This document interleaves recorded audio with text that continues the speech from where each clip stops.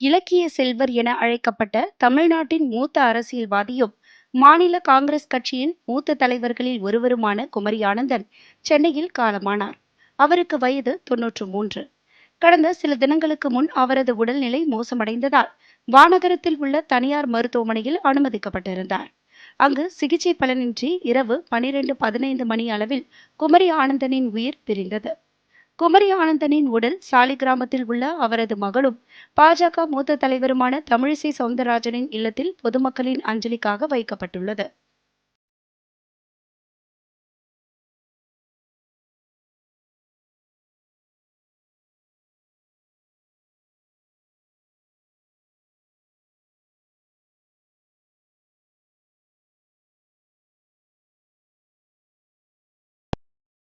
குமரி ஆனந்தன் உடலுக்கு ஆளுநர் RN ரவி நேரில் அஞ்சலி செலுத்தினார்.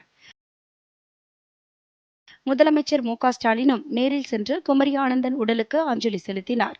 அப்போது மாநில சுகாதாரத்துறை அமைச்சர் மா. சுப்பிரமணியன் உடனிருந்தார்.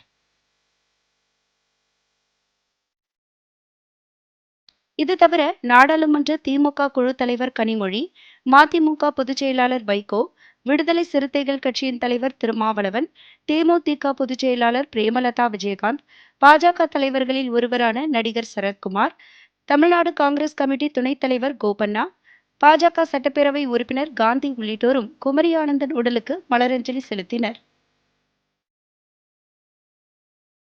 கன்னியாகுமரி மாவட்டம் அகதீஸ்வரத்தில் கடந்த 1933ஆம் ஆண்டு மார்ச் 19ஆம் தேதி சுதந்திர போராட்ட தியாகி ஹரிகிருஷ்ணன் மற்றும் தங்கம்மாள் தம்பதிக்கு மகனாக பிறந்த குமரி ஆனந்தன் தமிழில் முதுகலை பட்டம் பெற்றவர். இளமை காலத்தில் காங்கிரஸ் கட்சியின் கொள்கைகளால் ஈர்க்கப்பட்டு அக்கட்சியில் தன்னை இணைத்துக் கொண்ட குமரி ஆனந்தன் அக்கட்சி சார்பில் 1977ஆம் ஆண்டு நடைபெற்ற தேர்தலில் நாகர்கோவில் தொகுதியில் போட்டியிட்டு வெற்றி பெற்று நாடாளுமன்றத்திற்கு சென்றார். அங்கு தமிழ் மொழியில் கேள்வி கணைகளை தொடுத்ததுடன் இந்திய மொழிகள் அனைத்தும் ஆட்சியாளர்களின் அவையில் ஒலிக்க வேண்டுமென்று உரக்க குரல் கொடுத்த குமரி ஆனந்தன் தமிழில் தந்தி முறையை அறிமுகம் செய்ய மிக முக்கிய காரணமாக விளங்கினார். பின்னர் காங்கிரஸ் கட்சியிலிருந்து விலகி காந்தி காமராஜ் தேசிய காங்கிரஸ் என்ற தனி கட்சி தொடங்கிய குமரி ஆனந்தன் சில ஆண்டுகளுக்கு பிறகு மீண்டும் தாய் கட்சியான காங்கிரஸ் கட்சியுடன் தமது கட்சியை இணைத்துக் கொண்டார். 5 முறை MLA-வாகவும் 1 முறை MP-யாகவும் பதவி வகித்த குமரி ஆனந்தன் 1996இல் தமிழ்நாடு காங்கிரஸ் கமிட்டியின் தலைவராக தேர்ந்தெடுக்கப்பட்டார். தமிழ் இலக்கியங்களில் புலமை பெற்ற குமரி ஆனந்தன் பேச்சாற்றல் மிக்கவர், பன்முகத்திறன் கொண்டவர். தமிழ்நாடு பனைமர தொழிலாளர் வாரியத்தின் தலைவராக பதவி வகித்துள்ள இவருக்கு ஒரு மகனும் 4 மகள்களும் உள்ளனர். கடந்த ஆண்டு இவருக்கு தமிழ்நாடு அரசின் தகைசால் தமிழர் விருது வழங்கி கௌரவிக்கப்பட்டது.